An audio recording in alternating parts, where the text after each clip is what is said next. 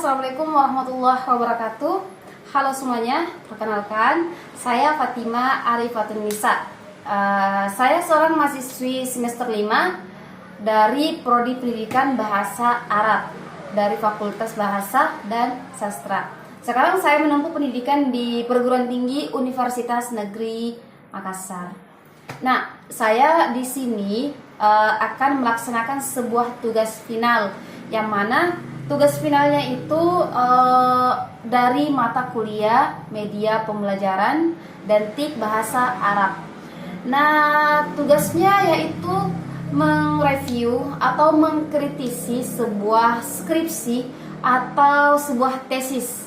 Nah, jadi saya akan mengambil sebuah skripsi, bukan tesis ya, tapi skripsi. Di sini ketentuan-ketentuan yang akan direview atau yang akan dikritisi dari skripsi, yaitu kita akan melihat dari apa sajakah kelebihan dari skripsi atau tesis tersebut, dan juga apa sajakah kekurangan dari skripsi tersebut. Nah, di sini saya telah menyiapkan sebuah skripsi. Kita akan buka. Langsung saja cekidot.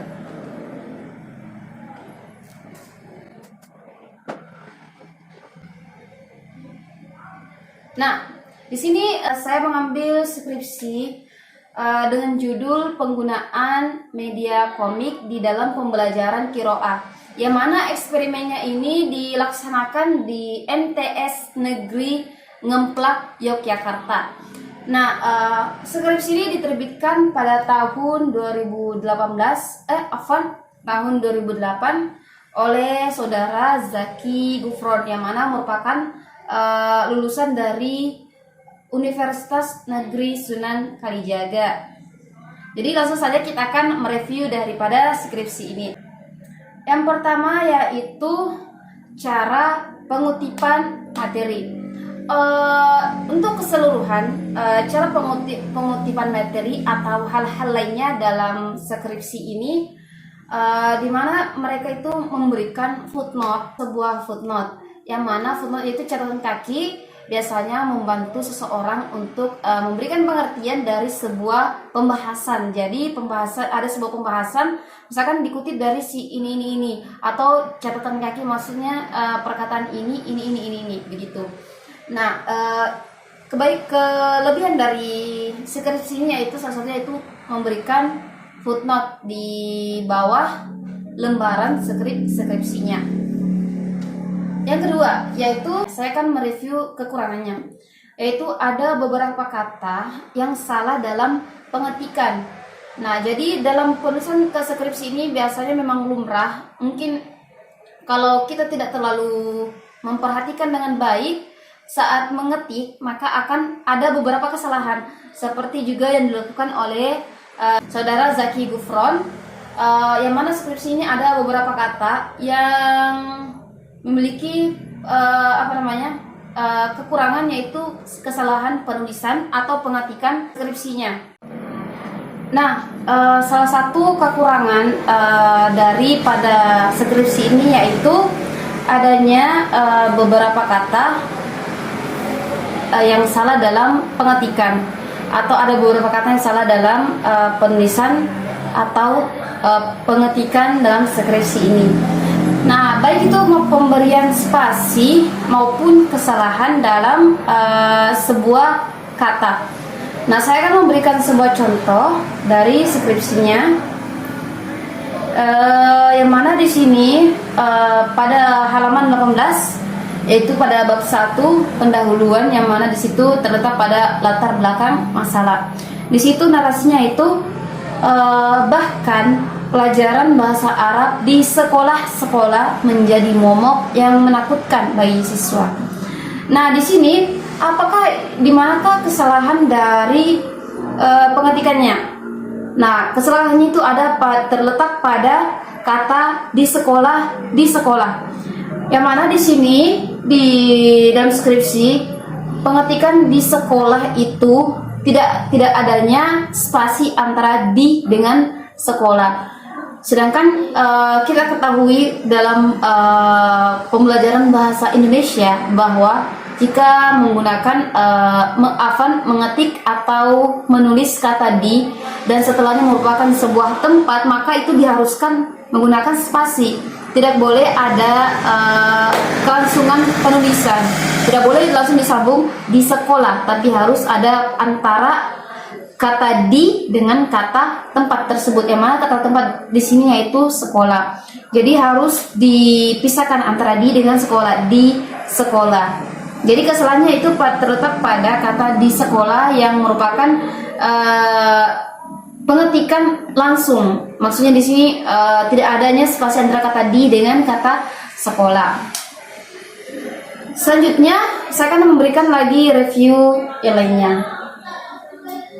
Nah, kalau kita ingin melihat dari isi daripada skripsi ini, kalau kita melihat mulai dari bab 1, yang mana yang pertama itu pendahuluan kan, hingga ke isiannya sini kan sampai ke bab 3, itu tidak adanya spasi,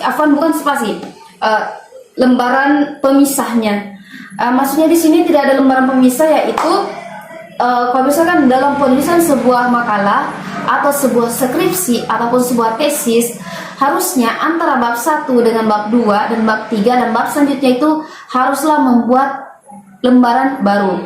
Jadi begini, tiap kita memasuki sebuah bab baru, kita harus membuat lembaran baru.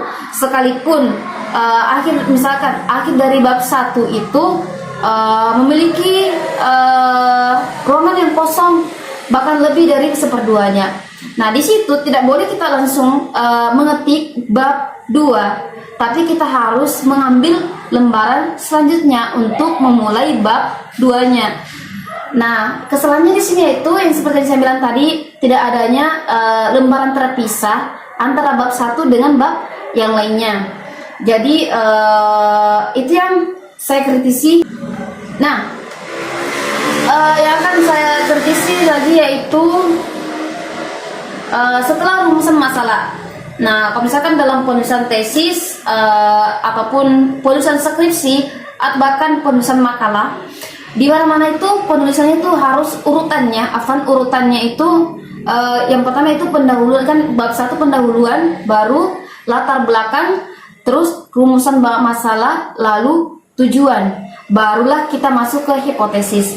Nah, pada skripsi ini menurut saya ini merupakan sebuah kesalahan. Kenapa? Karena skripsi ini memberikan urutan yang salah, yang mana urutannya itu rumusan masalah, baru hipotesis, baru tujuan. Jadi menurut saya itu salah, karena yang saya pahami dan yang saya temui di mana-mana dan yang saya ketahui bahwasanya kalau dalam urutan penulisan makalah itu haruslah dulu rumusan masalah, baru tujuan, barulah hipotesisnya. Ya, seperti itu. Ya, untuk secara keseluruhan dari bab pertama, dari kata pengantar hingga isiannya semuanya sebenarnya bagus menurut saya. Semuanya sudah bagus. Cuman seperti yang sudah saya paparkan sebelumnya, bahwa ada beberapa kesalahan. Nah, yang itulah yang tadi saya revisi. Tapi untuk secara keseluruhan, for overall is good. Skripsi ini lumayan bagus.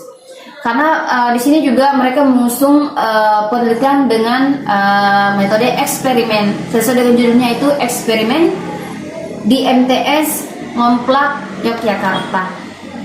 Nah, saya kira cuma itu yang bisa saya review, karena seperti yang saya katakan sebenarnya semuanya sudah bagus, hanya cuma itu beberapa saja yang saya dapati yang saya dapati kesalahan dalam pengetikan maupun penyusunan materi dari skripsi ini. Baiklah, mungkin itulah tadi teman-teman yang bisa saya berikan. Syukron untuk waktunya. Saya harap tugas ini menjadi pemberian penilaian yang maksimal untuk untuk tugas mata kuliah ini. Baiklah, saya akhiri daripada video ini. Syukron ala ihtimamikum. Wassalamualaikum warahmatullahi wabarakatuh. Dadah.